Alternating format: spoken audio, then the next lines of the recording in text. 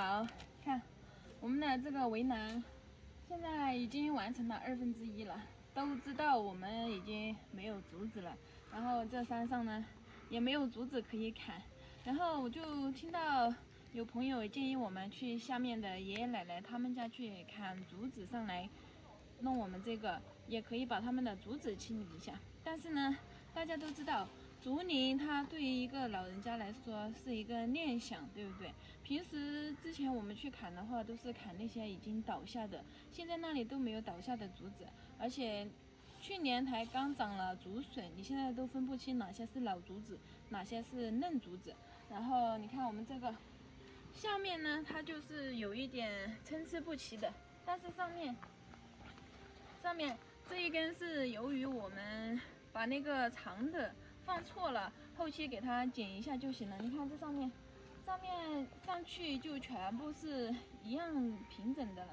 然后我們現在打算回老家去繼續拿一點竹子來把這裡給圍滿。之前其實我們並不是想這樣做的，我們就是想一個間隔，就比如說這樣，用這個就是橫着定，而且不給它劈開，就是間隔這麼寬定一個。那個呢，它就攔不住貓狗，然後可以攔住人，但是跨也是可以跨過去的。這個呢是我爺爺他教給我們的方法，他說我們可以用編的方式，而且還不用釘子釘或者用螺絲去轉，直接用這樣編起來。因為我們老家平時爺爺自己也在編嘛，他就編的是這種，這種特別好看，特別符合我們農村這個主題。還有這裡，看，大家都說我們這個柱子之前說柱子不穩固，但其實像這樣做了之後還挺穩固的。柱子用水泥磚給它弄起來，然後這些就給它編起來。你看，大風是刮不倒的，因為下面是水泥柱，而且上面的話它是編織的，也是用鐵絲給它纏繞在一起的，所以大家也不用擔心會被大風給刮到。因為我們貴州其實很少會出現颱風啊，地震從來不會出現地震，大家也不用擔心。從這裡可以直接跨過去。有朋友說他一腳就可以跨過去，他可能是長得有3米吧，因為我也不清楚他長得有多高。你看，我親自示範給他看，好吧，根本就跨不過去。而且竹子在我們農村也是很常見的東西。我們做這個圍欄，除了用車去運輸，然後沙子和水泥以外，都沒有花費什麼，屬於是零成本吧。因為根本就沒有花什麼成本，花的就是自己的時間。你用時間來做這個圍欄，其實已經很不錯了。你不需要去買鐵，也不需要去買鋼筋，對不对？不像我們那邊台階小路那裡那個欄杆一樣。剩下的還有這麼多，我們到時候去老家砍的時候，我們就把尺寸量好了，直接把竹子給劈開，劈成這種一片一片的，再運輸過來。為什麼呢？因為這種呢，它就可以放得多一點。像這樣的話，它就密度太大了，放不了那麼多。這樣我們就給它一捆一捆的捆着來，一次性運來，就把這裡給弄好。我們現在就繼續回老家去砍竹子。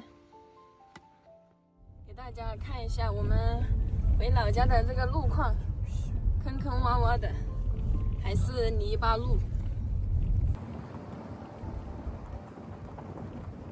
大家看這裡的竹子非常大，很長很直，那種老年的竹子。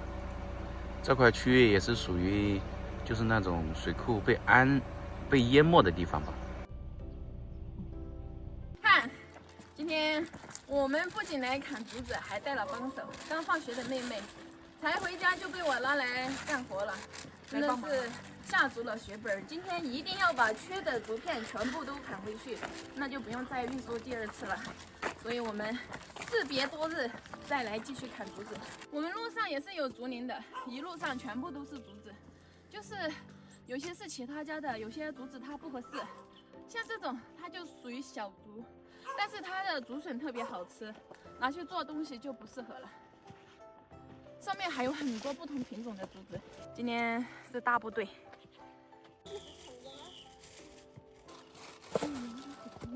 哦，哎，发光回来了，在挖地。大家看，这个就是黑竹，黑竹一般又小巧又比较好看。靠近一点来看一下这里。我们待会儿就挖几根小的，你看，像那种小的就可以挖去种，就可以种活的。黑竹它表面就是黑的，就不用刷漆。如果它长大了拿去做什麼東西，或者是編織什麼工具的時候，它就是這種。這邊像這種一簇一簇的，這是雌竹，但是它一般不太結實了，去做什麼東西的話都不是很好。我們要的就是這種尖竹，我們這裡稱呼它為尖竹，結實又好用，而且你想要大的就有大的，想要小的就有小的。所以我們做圍欄呀，或者是編被簍呀，都是用尖竹。奶奶說有一根柴火要給它鋸掉，是洋槐，他們砍都砍不動。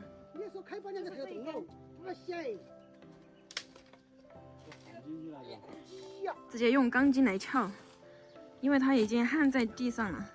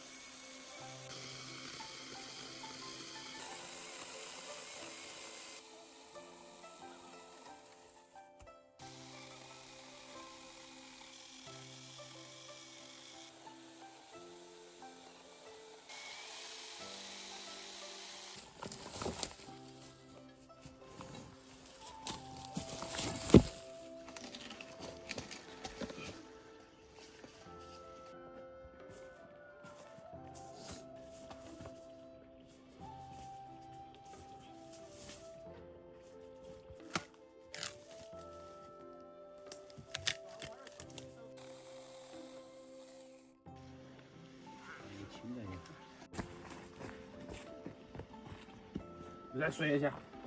还没有。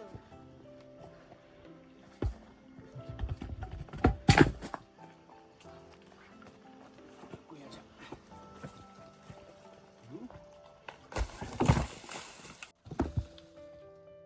千年老槐樹。